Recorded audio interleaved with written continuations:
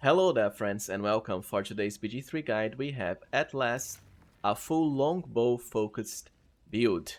As opposed to my previous dual wielder hand crossbow ranged characters, this time it's all about the classic longbow archer sniper, and we'll be going with the hunter archetype from ranger to further specialize our characters. As a matter of fact, you'll have access to the ultimate ranged ability called volley that lets you hit all enemies in a huge area of effect with full attack damage, all spammable as many times as you want per turn. And while it is true that volley is only acquired later in the game, even early your character will still be quite competent when it comes to sniping enemies with your longbow shots, with the Hordebreaker multi-hit ability as early as level 3, and of course access to the classic arrows of multi-targeting, for smooth progression until you actually acquire the volley ability. So without further ado, let us get started into our longbow sniper hunter build, first with character creation. When it comes to race, ideally one that has dark vision, because this can really help ranged characters hit enemies, especially early.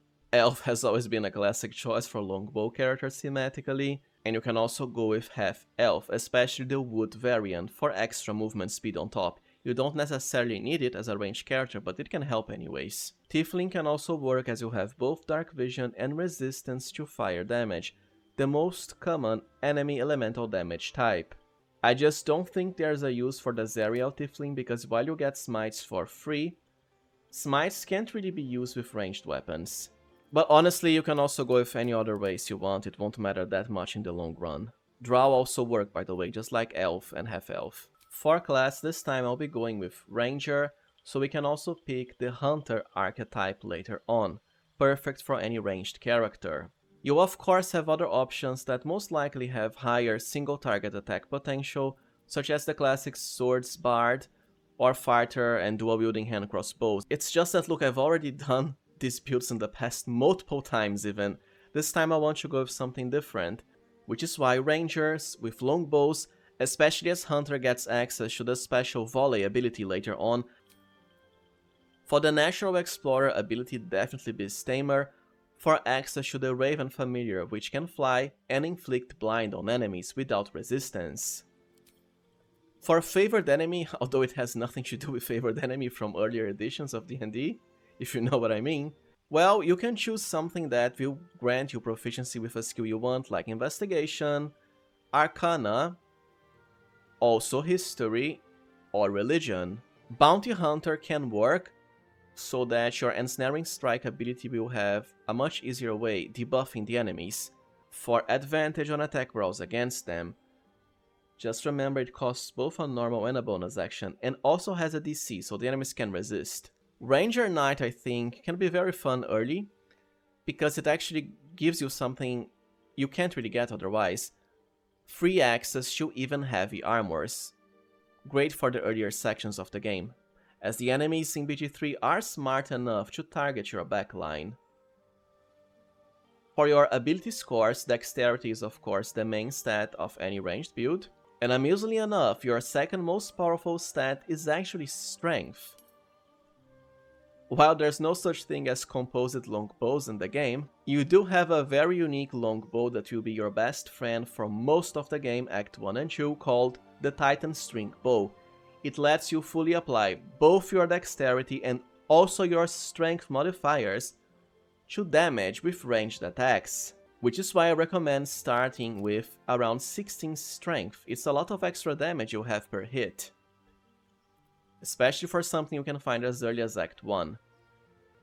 Of course, you can also rely on the elixirs that set your strength to even higher than 20 per long rest, like Hill Giant's strength, also farmable as early as Act 1. It's just that if you go with the strength elixirs, you will not be able to benefit from the Bloodlust elixir for higher actions and more attacks. Besides that, just a classic 14 constitution for nice enough hit points, and you might as well go with wisdom. The only disadvantage of not having around 14 wisdom as a ranger is that you'll have less DC on some of your ranger spells and abilities, like Ensnaring Strike, as I mentioned before. But honestly, they aren't exactly necessary or that useful. I'd rather have much higher damage on all hits, from the beginning of the game. As far as skills, you do have a lot of them as a ranger, and depending on your race you can have even more. Elves, for example, have both perception and stealth. You might as well pick a background that further complements your skills, such as Charlatan for deception, a dialogue check, and also sleight of hand, as this character can easily take care of traps and lockpicking because of your huge dexterity. Then you might as well pick Insight, Survival, and let's say Nature. For the second level we get access to our ranger spells. And there's a lot of nice ones here. Hunter's Mark is the main one, as a very easy way of increasing the damage of all of your ranger attacks. Against one target, yes, it costs a bonus action, but since you won't be dual wielding, it's not like you'll have a use for your bonus action anyways, you might as well spend it in this. The duration is pretty much permanent, and once the initial target dies, you can just use another bonus action to apply it on a new enemy without costing another spell slot. Besides that, Longstrider is amazing to increase the movement speed of any party member, as you can cast it an infinite amount of times out of battle. Fog Cloud is great if you went with a race that has dark vision, and Snaring Strike can be good, as I said before, if you went with the Bounty Hunter ability, but, well, it has a DC, so ideally you want to start with 14 Wisdom if you really want to use this. The same for Hail of Thorns. It is one of your earliest area of effect options. It will increase the damage of the main hit by a lot, while all the nearby enemies will also take up to 10 piercing damage. It's just that this has a saving throw, and like I said, you won't have very high DC, plus eventually the extra damage is rather poor. And for the fighting style, well, archery is a given, of course. It will really help you hit enemies especially early. For level 3 we get another spell, you can pick anything you want based on the choices I provided. And for our subclass, we'll finally be going with the Hunter Ranger, perfect for ranged characters. For your Hunter Spray ability, ideally you want to select Horde Breaker, because it lets you attack 2 enemies at the same time. Well, you actually choose the initial target, deal your damage against them, and after that, you can hit a nearby enemy as a free action, that is, it won't cost you anything. Sadly, it's only once per turn, but well, you can spam it on every turn. At level 4 we have our first feat, and ideally, as with any ranged build, you 100% want Sharp Shooter, to highly increase your damage, of course, by a massive plus 10. Plus, ignoring low ground penalties is also great. Yes, it does carry a -5 penalty to your attack rolls, but look, you have so many ways of overcoming this, and I have a guide where I cover all the sources you can check to the side here. At level 5 we get our second attack as a ranger, and by the way, you can combine your Horde Breaker ability with an extra attack, and also access to level 2 spells. Spike Growth can be powerful because it hits a huge area and doesn't offer a saving throw, while Pass Without a Trace is great for buffing the stealth of all your party members. As a matter of fact, the bonus is so huge, chances are you will 100% make stealth checks even if you roll low. So just pick the one you prefer. Now it is true that starting from level 6, because you already have the extra attack from Ranger, you could potentially multi-class into something else. There's the classic 3 levels into Fighter for Action Surge, and also the Champion subclass and higher criticals. 3 levels of Rogue and Thief would be great if you were dual wielding, not so much for this build.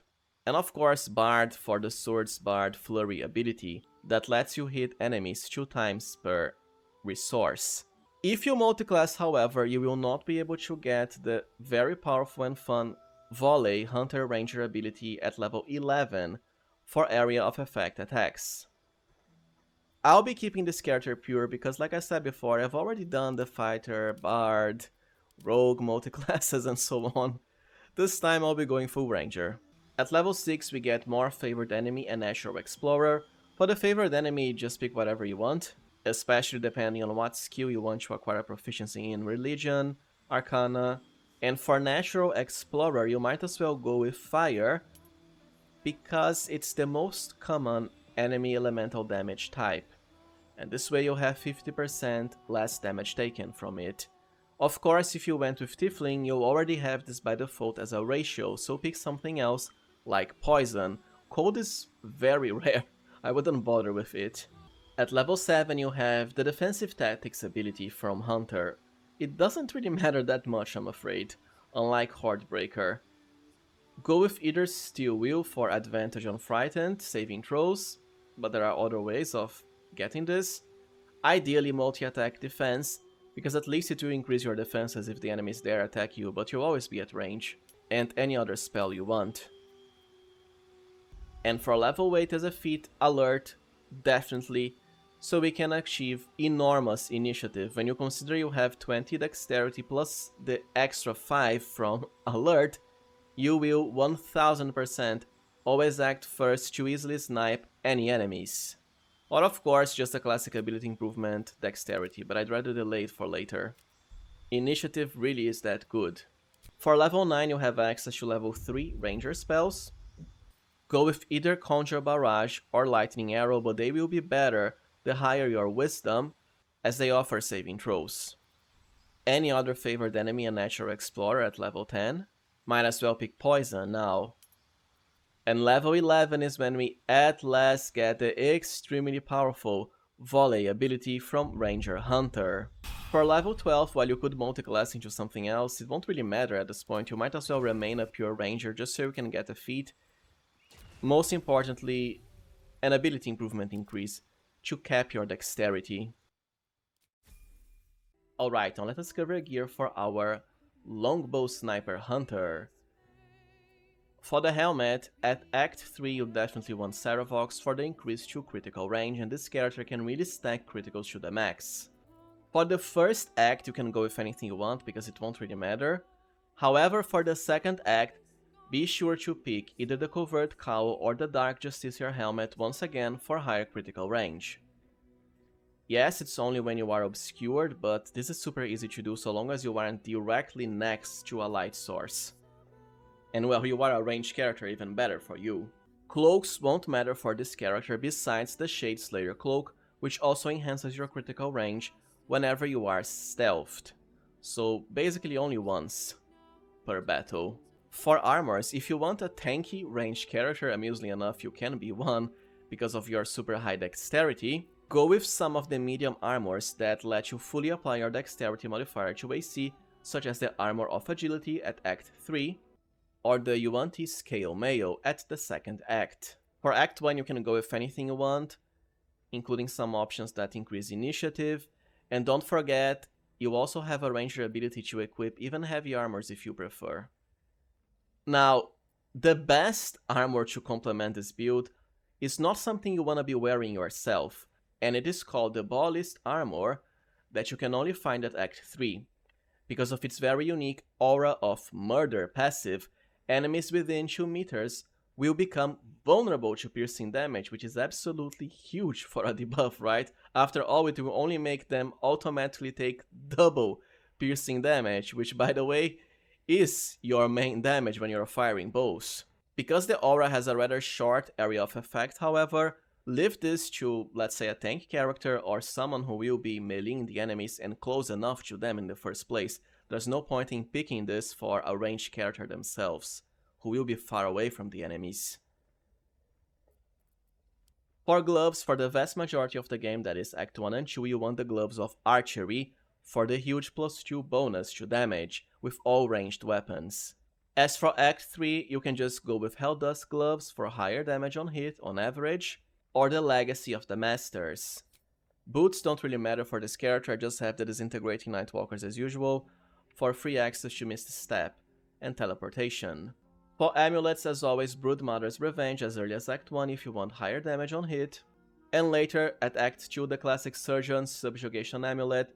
Just remember, while Paralyzation will force critical hits on the enemies, you have to be attacking them from within 3 meters, so be sure to move closer to the enemy if you're going with ranged attacks, such as this build. For rings, the Caustic Band for extra damage, but you can also use the Callous Glow ring. And of course, as early as the second act, you absolutely want the risky ring to force advantage on all of your attacks, which highly increases your critical chances as well. It's not just about hitting enemies. Although if you don't care for it, go with another source of damage. And earlier, even as early as Act 1, you can go with the Strange Conduit ring for higher damage on hit, because through the Hunter's Mark spell you'll always be concentrating on something. Now let us cover weapons and quick slots. You actually want to do a build with this build because both your weapons here will increase your critical range even with ranged attacks. First, the classic Knife of the Undermountain King found as early as Act 1, and later for Act 3 the Bloodthirst Blade. For ranged weapons, ultimately you really want to go with the Deadshot. I'm afraid the legendary Longbow, Gaunter Mail or whatever you pronounce it, well, it's just not as good, unfortunately. Deadshot not only provides a stacking increase to critical range, and at the point you find it, Act 3, you can already attack multiple enemies with just one action. It's just way better. Plus, this even increases your proficiency bonus when attacking with ranged weapons. So you won't just have high criticals, you'll also highly increase your attack percentage to hit chance. It is true that this is Act 3 only, but for the first and the second acts, fear not, because we have another very powerful option, the Titan String Bow.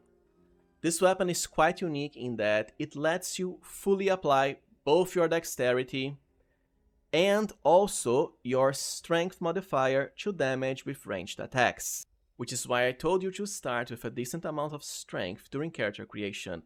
This can really enhance your damage when you need it the most for the earlier parts of the game. And as far as consumables, as always, the Elixir of Bloodlust for more actions, which as I said before also means more volleys and also horde breakers. But of course you can also go with the Elixirs of Giant Strength to highly increase your damage when you're still using the Titan String Bow. Well, alright friends, so this was it for my Longbow Sniper Hunter Ranger build. If you found this guide useful as always, please remember to like, subscribe, and consider becoming a channel member if you can. I truly appreciate your support. Thank you for watching and see you next time, friends.